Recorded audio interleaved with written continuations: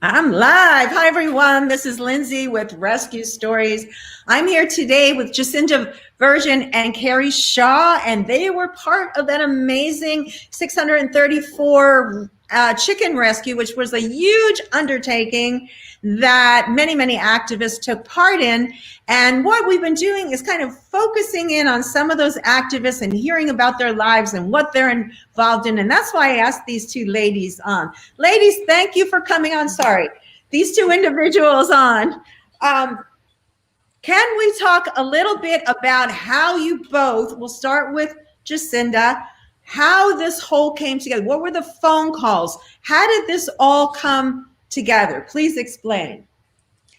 Well, I happened to just be coming to stay with Carrie to get away for a while, and just to, have a staycation type thing. And she was like, "So, what would you think of going to rescue some chickens?" And I was like, "Of course, I want to be a part of that." So, Carrie mostly did a lot of the work with someone else who was getting all the chickens kind of placed. I see. So how did you get involved in activism then? Tell us a little bit about your background, because we know a little bit about Carrie and her amazing The Stolen Lives Project we're going to talk about in a little bit. But tell us a little more about you. Yeah, so I've been vegan 13 years now, and I try to be as intersectional as I can with my activism. And I also worked at a sanctuary for 2 years here in Northern California, and I learned so much about just being a better activist and so much about farmed animals that helped me, know how to help teach other people about stuff. And then also, how did that come about? How did that come about that you learned? Was it from volunteering with working with the animals, or was it from working with people? Can you go into a little more depth about that? Yeah, I actually volunteered with Animal Place, the sanctuary. Like, first, I helped with health checks, and whenever they did the large scale chicken rescues, that they would sometimes need transport of animals and just different things. And after my first time that I helped with health checks, I was like, I want to do this. Like, I want to work doing this. So I just watched to see what jobs would come up. And I finally got hired as the adoption coordinator. So for 2 years, that's who I worked with. And they're kind of the only sanctuary in America that does large scale chicken rescues. And they work directly with farmers. So whenever the farmers are depopulating is the kind way to say it, kind of like this farmer did, with the chickens that we rescued with, helped rescue with Carrie. It's very similar to the same as what Animal Place does with their rescue ranch. So I'm not sure that they wanted us to go into detail about what they do. I see Carrie's kind of, so let's just kind of not talk about particularly, they want to stay anonymous, and we respect that. So, but just as working as a coordinator, what are some of the duties of that? I would imagine that you have to make a lot of critical decisions as to whether or not someone's suitable for the adoption, or if it's a large scale. Why don't you talk about that aspect, some of your personal experience with it? Okay. I would review the application, and then I would see if there was red flags. So there's certain questions on there that kind of helped us gauge like if they would be a good adopter or not. And then I always had a phone interview with everybody. And then I would sometimes ask even harder questions if I saw red flags. So I would just know if they seemed like a good home for the chickens. And we would get people with saying the darndest things too. So you would just be like, would you ever? An example? Can you give us an example? Yeah, like people think it's not wrong, so they would just flat up tell you, no, I would never take a chicken to the vet. I would just euthanize. They wouldn't even say euthanize. I would kill them myself if they seemed like they were suffering. Some people would be like, oh, I have, also they'd throw it in. Would you trade me some roosters for these chickens? Because I have these roosters I don't want and they're not nice. And I don't want them, but I want hens because I want eggs. And I'm like, well, you're not going to be a good adopter. And so, and that's the unfortunate thing. I mean, when I was an adoption coordinator, we got up to 1 to 3 calls or emails just per day about roosters. So unfortunately, people wanting to offload them, you mean?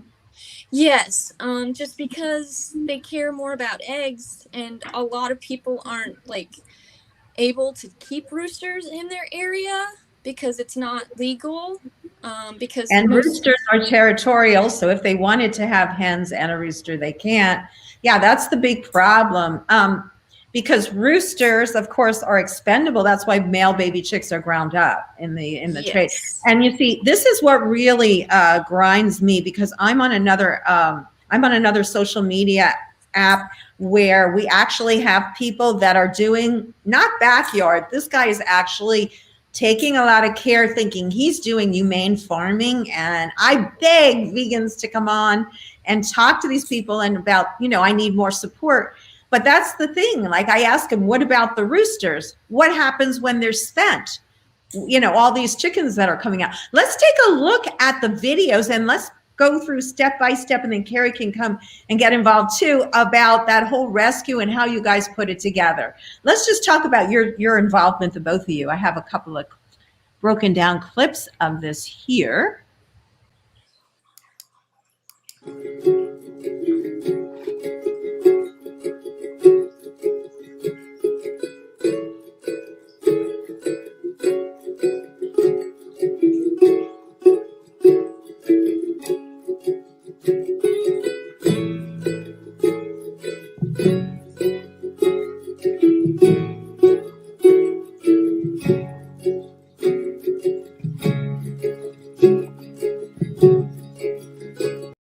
Okay, so just up to that point, can you guys just maybe, Carrie, jump in and explain to people who haven't seen this before, what was going on in those photos?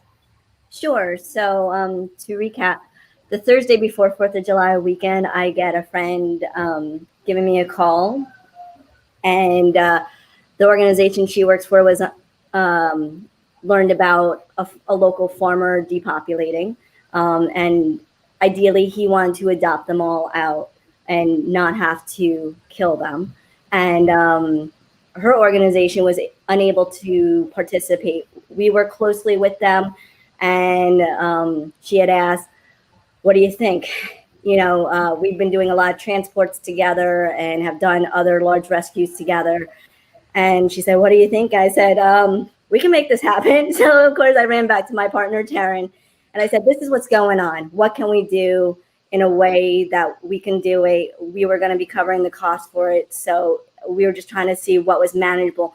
Jacinda was planning to come to our house, which was amazing because she did have so much experience, just because it was 4th of July weekend and she lives in Oakland and wanted to get away from the fireworks and everything. So, she would stay with us and we would be practicing social distancing. And it was just really great because she and I had worked on these rescues in different ways together already in the past. So we had that experience and of collaborating, doing things. I had been with her for when she had come down to Southern California, and we did the PETA adoptions together. And then also she would be going on the rescues, and Terry and I would be flying up from San Diego, and then we would stay at Rescue Ranch and be declumping and working with the health checks and cleaning barns and things like that. So between the two of us and the rest of our team, we had so many people with experience in different ways. And the best part with Jacinda was because she had been so hands-on that she was able to tell us, what kind of van we needed, what kind of, how to keep the vans clean because we were renting them. And, what materials, how to make it smell nice, like just the littlest things that I would not have known. So that came in so handy. And honestly, like, you know, the first time we went to the farm, everything just was so smooth. And I turned and I looked at Tara and I was like, you would never know that we actually had never pulled, you know, with the other orgs, that we were always on site afterwards because of how just smoothly things ran, and so many people, you know, just taking their experiences to make this just run the way it did. So I feel very fortunate to know so many knowledgeable people who were able to work with us for this. Yeah, and you have an organization, if people don't know, called the Stolen Lives Project. Now, not really an organization, but it's a project that you do. Want to talk about that a little bit? And they can find it before we go at Facebook at the Stolen Lives Project, which I'll put up. I'll put in the comments here while you talk. So why don't you go ahead and talk about that? So my partner and I, we are both animal rights as well as human rights activists, advocates. How I started the project was when I first went vegan. Very inspired by people like Joanne MacArthur, Will Potter, Keegan Kuhn. And for me, it was my way of dealing with all the suffering with animals. It was very hard. And for me, at least, I wanted to acknowledge that suffering through photography. That is what I went to school for. And over the years, it just kind of transpired into what it is now. Tara and I work together as photojournalists and filmmakers. And aside from that, we also have a partnership program where we work with sanctuaries, nonprofits, and rescues around the world, providing aid in whatever way they need it. And it's kind of first come, first serve basis, whoever reaches out to us with whatever our financial state is. And that's basically it. That sounds good. How do people find you? I was wondering, is it through your work? Because you said you kind of work on some things internationally. It's mostly word of mouth. A lot of times it's just me. I do a lot of the relationship management part where I'll do research, I'll seek out people, I'll investigate certain things, and just learning about individuals or organizations that I feel that we could really help, or that just really I admire and am inspired by. I'll reach out to them and say, this is what we can offer you. What do you think? Would you like to partner? And so we've been, I feel really blessed to have worked with some of the most incredible organizations and individuals around the world. And hopefully we'll get some more to work with. Yeah, why don't you name some of the organizations that you've been working with for folks? I wish we had more imagery next time. You're going to come on again, and we're going to focus on the Stolen Lives Project, and we'll have a lot of media. But can you just tell us the names of some of the organizations that you've worked with? Sure. Some of them we work a lot closer with than others, and a lot of others I'll say, well, we work loosely with them because of just our location and stuff. So our partnership program was actually birthed out of Animal Place. The first time I went to Animal Place, I was truly inspired by everything that they had. And a lot of people love animals so much and are inspired, and they want to have their own sanctuary. And for me, I knew from the beginning, I did not want to have my own sanctuary. I did not really want to do rescue because rather I wanted to support really great organizations that already existed, and in a way that I could. So that was just me over the years figuring out how could I really help them, support them, since they exist already. And so Animal Place is definitely one of them. We work with Harvest Home Christine, who was on last time. We work with Laura Lee over in Maui, Leilani Farm Animal Sanctuary. She's incredible. We love her. What was the Dolphin Project? Did you do a project? We did. That's how kind of Tara and I met. He and I met through a SeaWorld protest and bonded over our love for Dolphin Project, which was founded by Rick O'Barry, who was an ex dolphin trainer, and through his journey, he changed and created this anti-captivity movement. So it's called Ricoberry's Dolphin Project, and we work with him by going to Japan and documenting the dolphin slaughters, in addition to working with the local activists. So we'll go a couple times a year to do that. That must be horrific to document. You have to sit there and bear witness to it. That must be.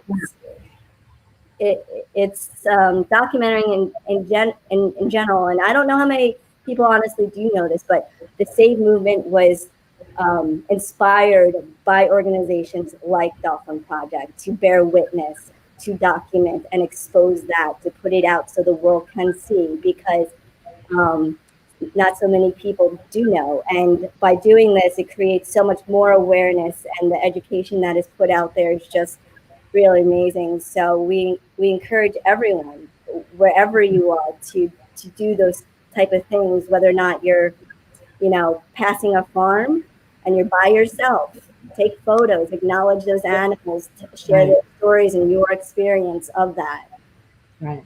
And Jacinda, why did you decide to become an activist? What was your turning point for that? I really enjoyed trying to learn how I could help, and of course I started out doing protests and things like that, and got a little burnt out because sometimes it kind of wears you down. So that's when I looked into working with, a vegan nonprofit or for a vegan company. And, you don't have to be an activist. You don't have to go to protests all the time. There's other ways to do activism by just radiating how cool it is to be vegan and making awesome food and sharing it with people. And, I think a lot of people think, oh, I want to open a sanctuary, and I thought that too, but then I went and worked for one and saw how hard it was and how much work goes into it and how much knowledge you need. So if you do want to start a sanctuary, I just wanted to throw this in. Do your research, go volunteer at several and work at several, and see it's not easy, because there are some people out there who do have sanctuaries that, might not be doing it exactly right. And, you don't want the animals to suffer because of that. So it's definitely something you want to really make sure you want to do. And I worked for a vegan company for the last almost 4 years. So I thought that was kind of the company or not? I'd prefer not to. Okay. I guess. So you're looking for a position, you're looking to work either in an organization doing the sort of like adoption job, or where you're coordinating the adoptions, or what would you feel that you have to offer would be your best position, would you say? I have my degrees in graphic design, but I also did a lot of marketing in my last position. So being there for like events and helping like event planning and things like that. Of course, this world right now, that's not going to happen so much for a while, but but organizations are finding new ways, like with Zoom parties and things like that. Yeah, and it takes the ingenuity and also digital marketing, digital activism rather. I interviewed Animal Equity, I believe it was, that has a program. Animal Equality has a program in that, and many of the organizations do. So there are ways, of course, to market now, even though it is different. I just want to add that in. Yeah, for sure. And you're right. People can get involved in the ways that they are most suited. Carrie was saying that. You were saying that. Not everybody's meant to be running a sanctuary, but you can find your place. Yes, definitely. Yeah. And what are some of the highlights of cool things you've worked on, and how have they helped you to grow, would you say? I really feel like, my experience at the sanctuary like helped me also help a newer sanctuary start their volunteer program. And I, you know, from working at the vegan company that I did, I learned a lot from a vegan startup that was actually successful. So I have a lot of skills that, you know, I feel like kind of help me teach other people along the way too. Like in regards to veganism or approaching people with that or the subject? Yeah, I mean, I learned, you know, kind of tips and things along the way from just seeing how people do it wrong and it like offends people, you know, or it might be a little better to do it, you know, in a kinder, gentler way, you know. So, you know, with kind of the things I was saying earlier, you know, sorry, I'm thinking all over the place. It's okay. It's okay. You're doing well. Why don't I show some of the images and you can talk about some of these and maybe that'll, you know, kind of give you an anchor, so to speak. Yeah. That was Theo at Animal Place. He was like the only cow that like let me kiss him on the nose. Yeah, so he was my favorite guy to hang out with on my breaks. Yeah. He's great. Now, what is his story? How did he come into to the sanctuary he is at? What's his story? Do you know? He actually passed away this last year. But yeah, I think if I remember correctly, he was rescued, I think a FFA cow possibly. It's hard for me to remember everybody's story because there's so many animals there. And that's another thing. Sometimes when animals get rescued, they need care. Many of them are sick. I was struck, and let's watch a little more of the video maybe now. And take a look, folks, at these humanely farmed. You know, these are supposed to be free range. They came in quite sick from this.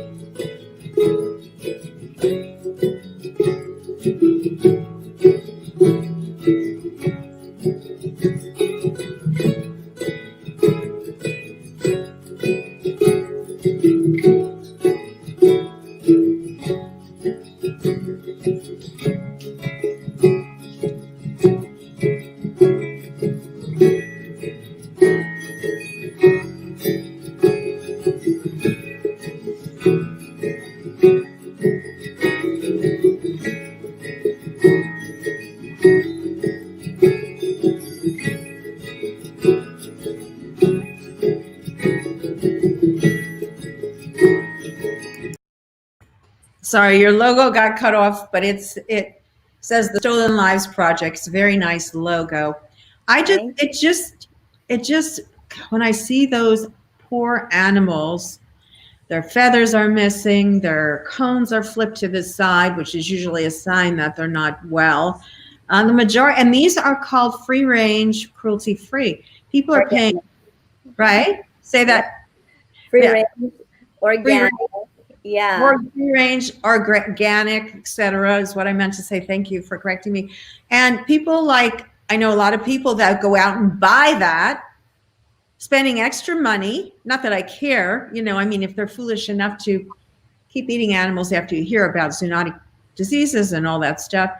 But it's so much a lie, and it just makes you sick. Carrie, what would you like to add to that? Well, What are your thoughts? I want to highlight some of the girls. So one of the hens that went to Harvest Home had passed away. She was from Day 2 Rescue. Her name was Jessie, and you never know when you're pulling. You know, you're just pulling girls, and then at the end, you're looking at them and doing their health checks and trying to see who would go best. And having sanctuaries or individuals that do specialize in special needs hens, you want to make sure those go to the appropriate areas.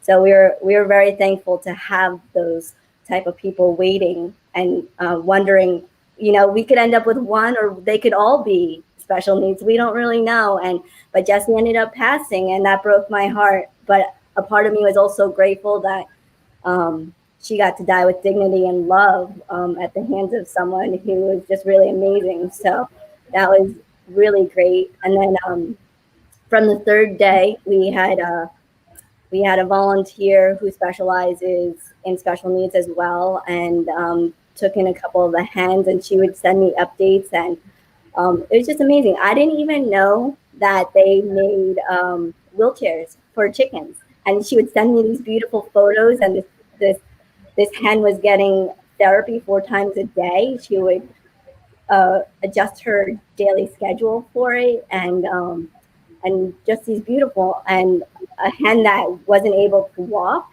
and we thought would be paralyzed is now walking, has friends, and is socializing and wants to be around people. And just to see how she's living is just really beautiful. I currently still have one hen with me who is a special needs hen, and she'll be picked up tomorrow, but she has some neurological issues. And I realized as I was, I'm cleaning up after her every day and making sure everything is sanitized.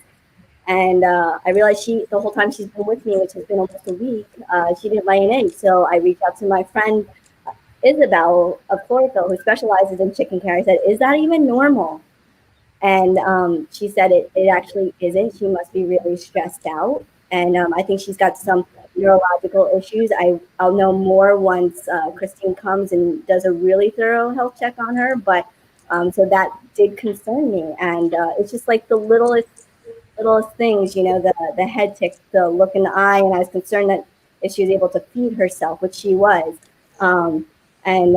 Always, we were even talking about bowel movements. How do they look? Because you can tell a lot about animals through their bowel movements. And some of the hens had upper respiratory issues. They were treated for parasites, which isn't deadly to them, but is deadly to turkeys. So if you don't know that and you put your turkey in with a chicken who has this parasite, you could ultimately kill your turkey. So it's just the little things that go into this care.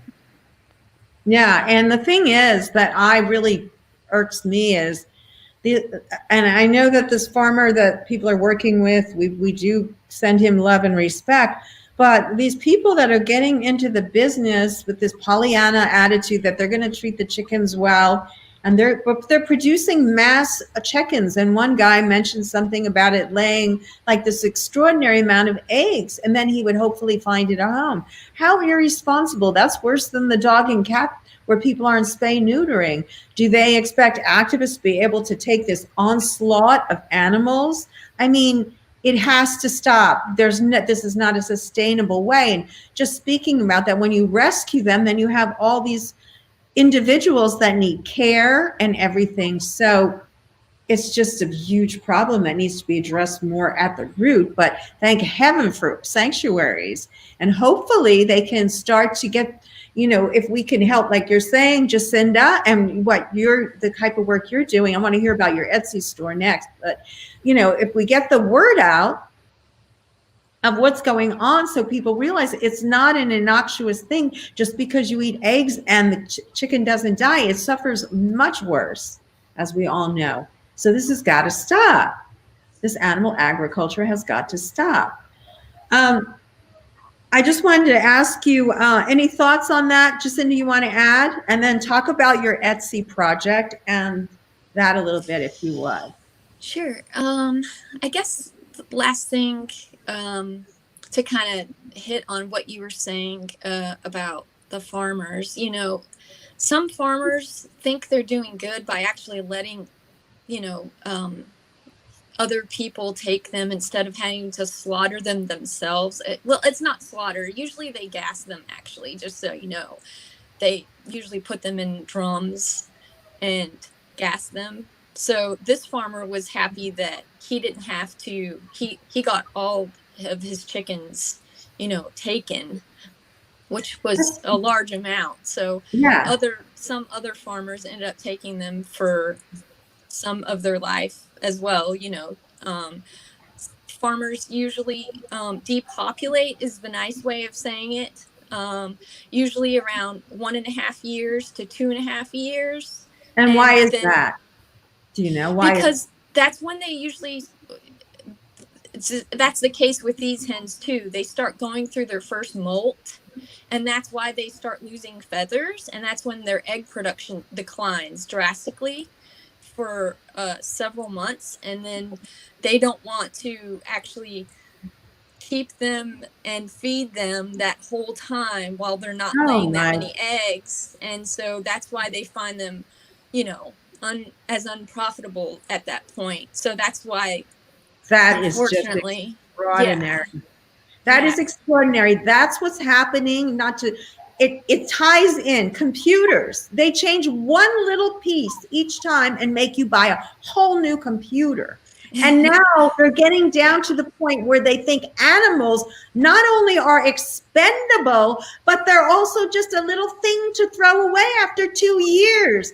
That to me is incredible. We need to wake up, people. This is just extraordinarily bad. And it's great to talk to someone like you, Jacinda, because you are down there in the trenches. And, I don't think people know about this stuff. Carrie, what's your feeling about this? That, like you said, on that point. Yeah, that, like you said, this is not sustainable. People need to leave animals off their plate, out of their lives. They have to stop exploiting them. And us, it's great. You have people like us who will go in and pull and rehome them. But I don't really want to perpetuate this suffering. I don't want to say it's okay and enable this behavior. So what it really comes down to is our society and consumerism and the way we view animals. They are not its. We have to stop objectifying them and saying some things are okay, where some things are not. Across the board, we need to leave animals alone. And that's just, my personal feeling. I think once all of us, including vegans, change our views of animals, the way we talk about them, think about them, and have them in our lives, that it will really begin that change. I mean, we're already seeing so many shifts right now, which is amazing, and it's becoming so much more mainstream. And that's what it really just has to be. It has to be the new norm. And we've experienced so many new norms in 2020 as it is. But people need to wake up. We're in the middle of a pandemic. Yes, it comes from animal exploitation. I don't care what people say. California and other places are dealing with natural disasters, wildfires, flooding and hurricanes and all these things that have to do all related. It is all connected. We have to stop treating things as if they are individual. They are not. We are all connected. It's not a personal choice. We are affecting others in a huge way. So people just have to start waking up.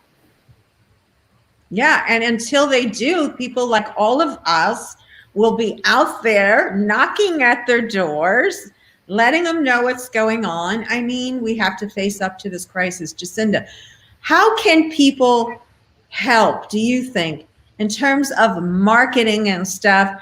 How can the individual, someone that's got a pretty decent social media account, or even just like family, everything helps, right? How can people get involved? Talk about that if you would.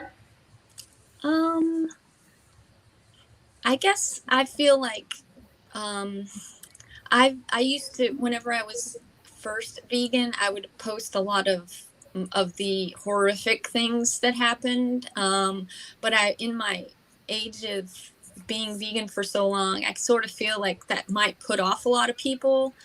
So kind of like I was saying before, you know, just radiating how fun it is to be vegan, how it kind of changes Yeah. your thoughts on things, all the awesome vegan food, just show it to show that there's Yeah. awesome vegan food out there. Yeah. And but still with like animals, try to drop knowledge on people with stuff that might not be so hard to look at, because sometimes they'll just scroll past it if it might be harder to look at. But just teaching people facts and things about animals, you know, and their feelings and things like that, I feel like that's and just you going to a sanctuary and showing pictures about animals that get to live out their lives the way they wanted to, you know, that was intended, even though they were obviously raised for something else. You know, I feel like those are the best ways, but I mean, I still feel like another good thing that we could all do is try to get an awesome job to where you can donate to nonprofits that are already doing awesome work. Yeah. Is something that, you know, you don't have to run a sanctuary, but we do need more vegan doctors and teachers that can drop knowledge on all the students while it's randomly, you know, just happening in life. You know, we need more politicians out there. That's not my cup of tea, but I hope it's somebody else's cup of tea to like really get active and help us make changes with laws, because that's something we really need more vegans doing right now. And I think that we have to join with other organizations like the climate healers, climate change people, which, you know, we've gone to some of the events, and but I think generally there's a lot of people becoming conscious, becoming aware in many sectors of life, in the energy sector, in all the food sector, every sector.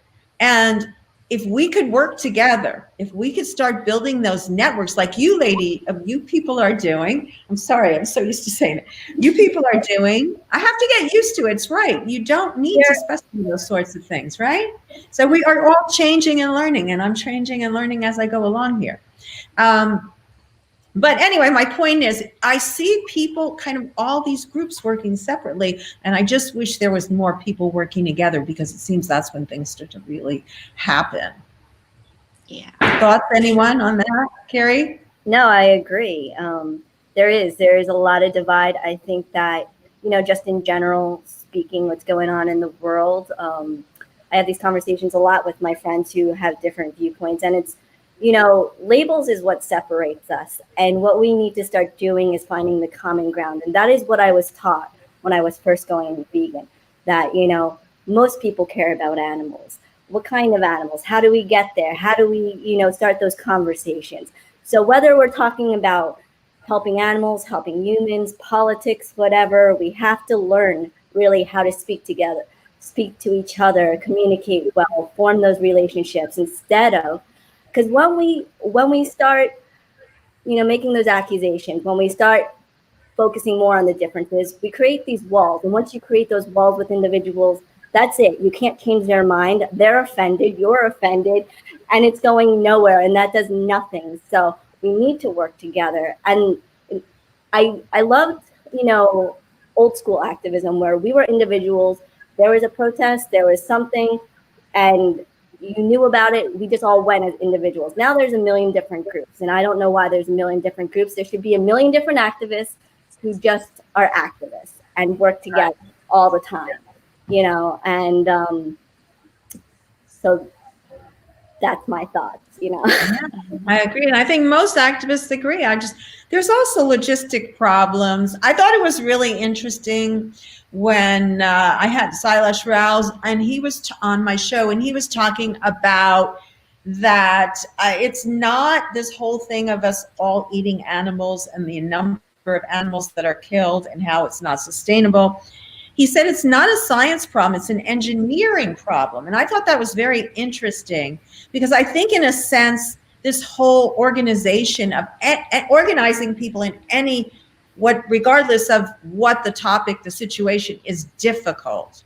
And so maybe we do need more, people like stylish engineers to come in and figure out how to get everybody working, most effectively for change. It's a lot. And that's the point. We can use every single person.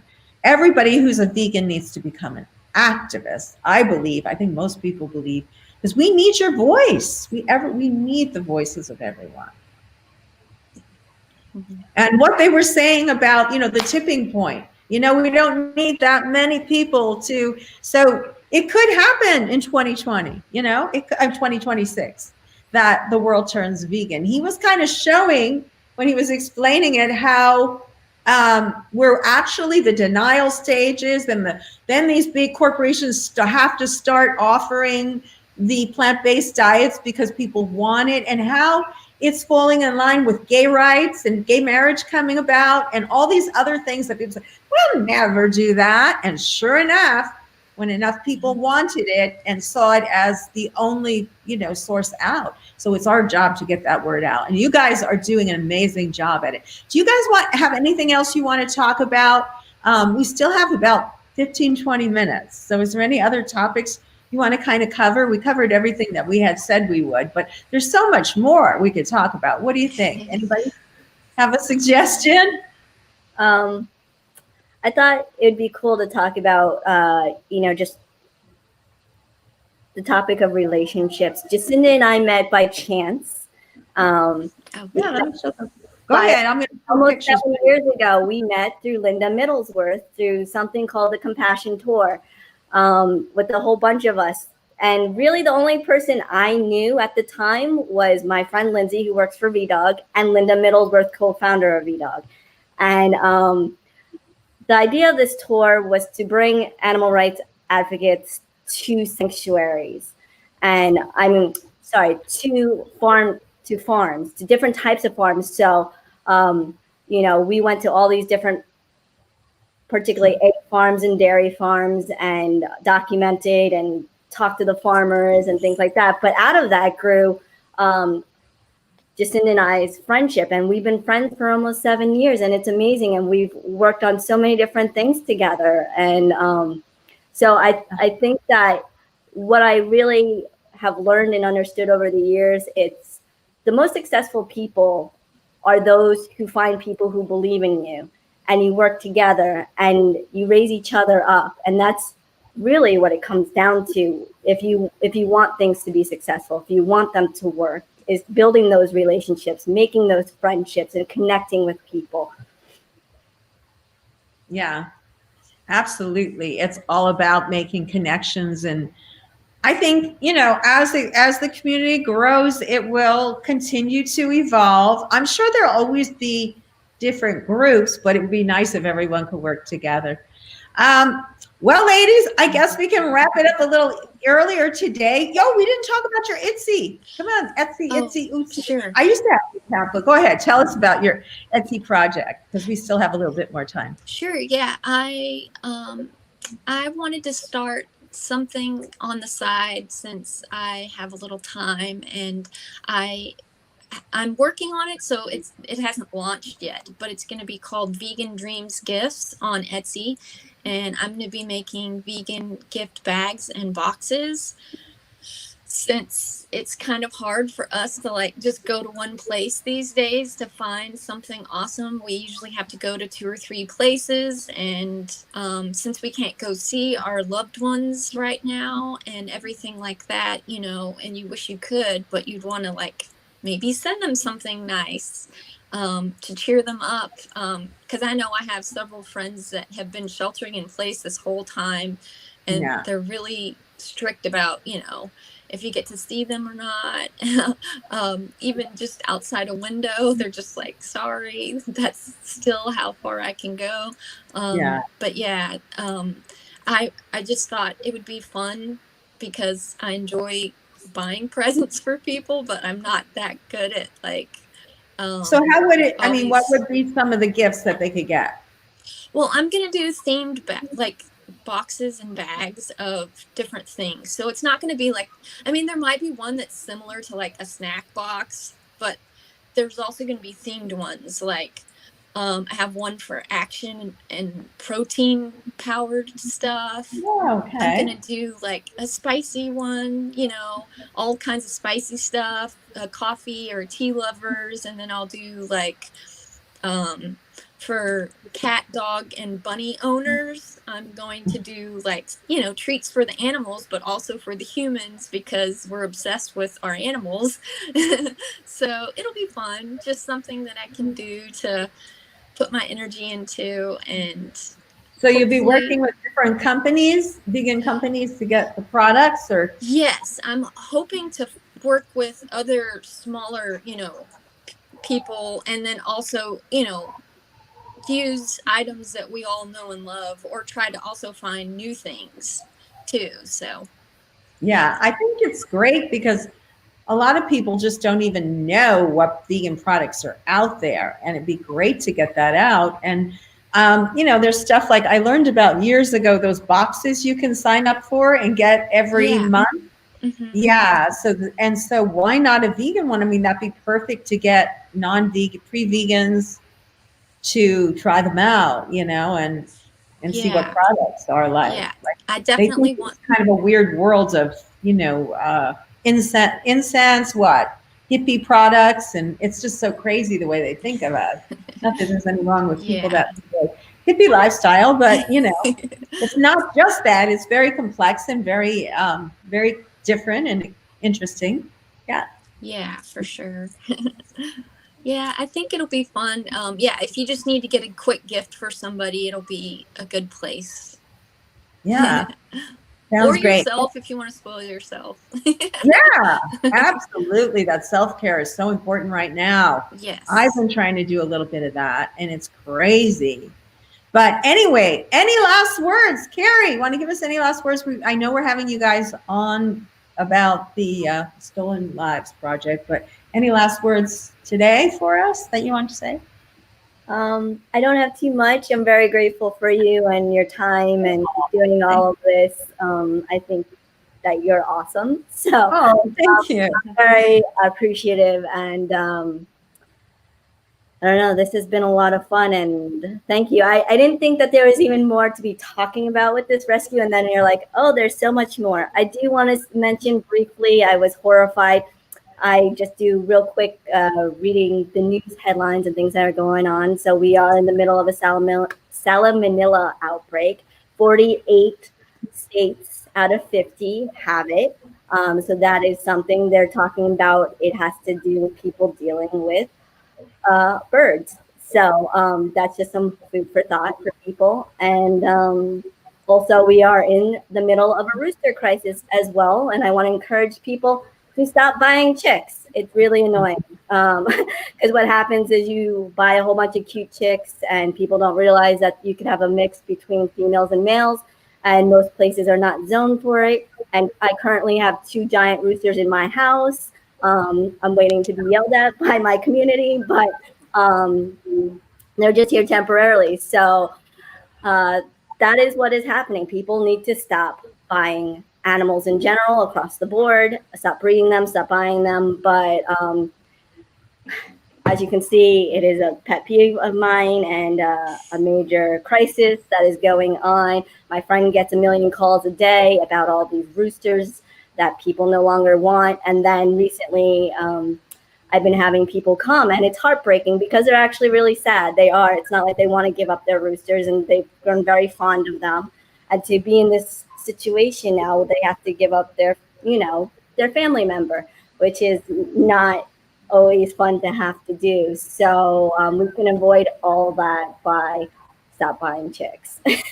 Absolutely. Yeah. And the salmonella thing, I remember when I was a child, you could actually buy chicks at the pet store and ducks. And I had both, and I got autoimmune. I got mono. I went through all of those. And the doctor said that was probably from being very young and being exposed to probably salmonella or whatever. I mean, it all attacks your immune system.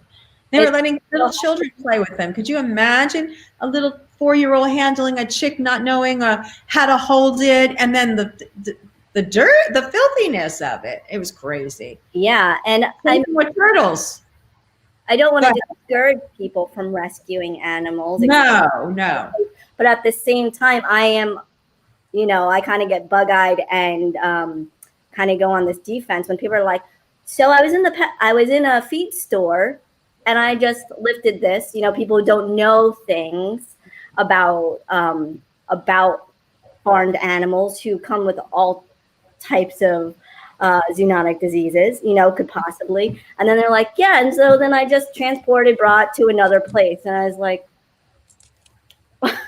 where was the safety measure? Do you know what do you know about, you don't know what you just exposed animals to and yourself to. So it's just like, it's smart you just have to be knowledgeable, ask those questions all the time, talk to people who are, right. And I'm very grateful I have people I can always ask, even when animals are coming. I say, what are the precautions I should be taking for myself, my own companion animals in my house? What kind of sterilization needs to happen? You need to learn these things and constantly just educate yourself if you want to advocate and save animals. Yeah, we do want to encourage people to do that, absolutely, but get the education behind it. If you live on a piece of property and you can have a couple of roosters, they're probably a great fun pet. I know that I was in Key West, because they thankfully stopped cockfighting. They had taken over the streets, and it was fun. I mean, it was funny.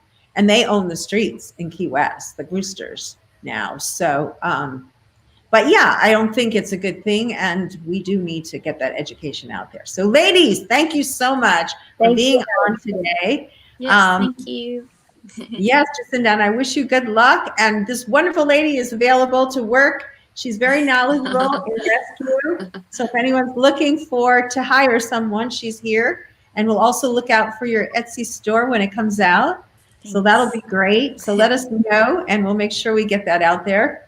And we will see you ladies soon. Thank you so much. Thank you. Bye-bye, everyone. We'll see you next week, next Saturday. And this coming Tuesday, I have Geeta from Wildlife SOS coming on and talking about the street dogs in India. So please stay tuned.